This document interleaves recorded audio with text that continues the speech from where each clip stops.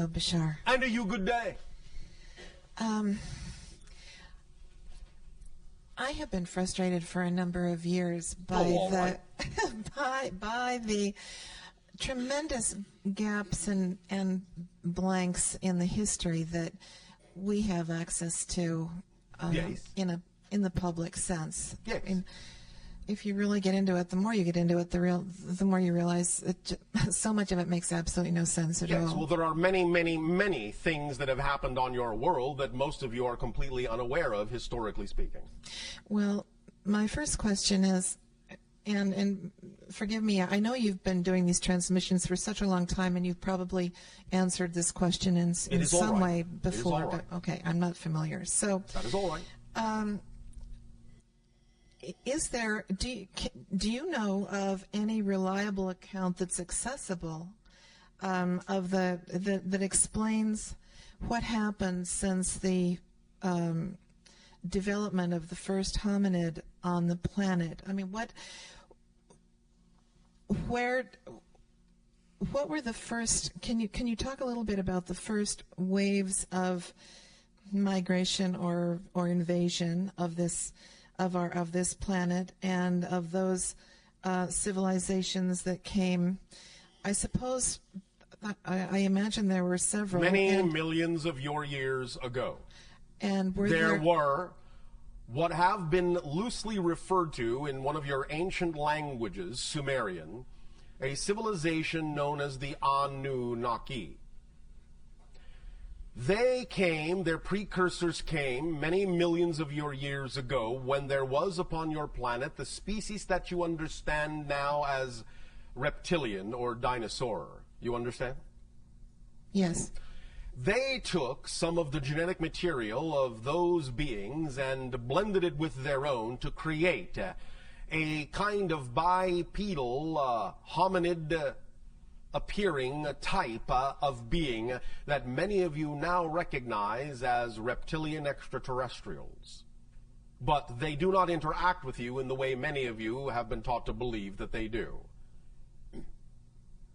They were the first species transformed upon your planet long before what you call your own hominid species developed. This was what you call many millions of your years ago, approximately 72 million of your years ago. That is the first that we record of such incidents on your world. So, in other words, what you're saying is that there was no. I mean, the American Indians have a belief that the first, in a sense, the first presence on this planet was human, but not. That was the first presence within a particular age or era on your planet, not the first of all times. Well, what I was about to say is the first presence in the ethereal sense, in the cosmic sense, that yes. the spirit, the man-woman principle, yes. rather oversaw the formation of the planet, so that it would be a home that would be suitable to the evolution of our species and so many others that have been able to adapt to it. But that happens within timelessness. You are asking us about an actual historical timeline.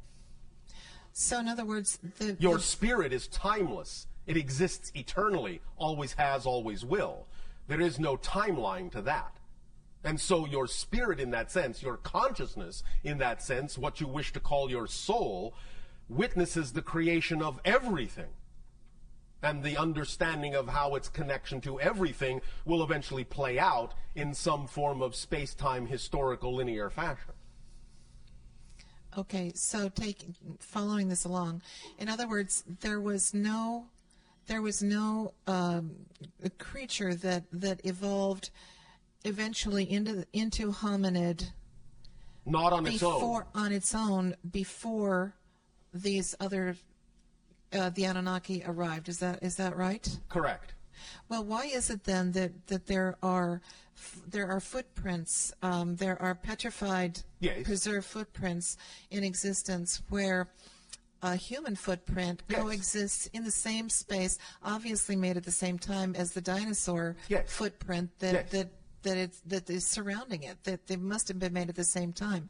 How did Yes. that happen? Visitors. Transcending different dimensions of reality. What you would euphemistically call time travel.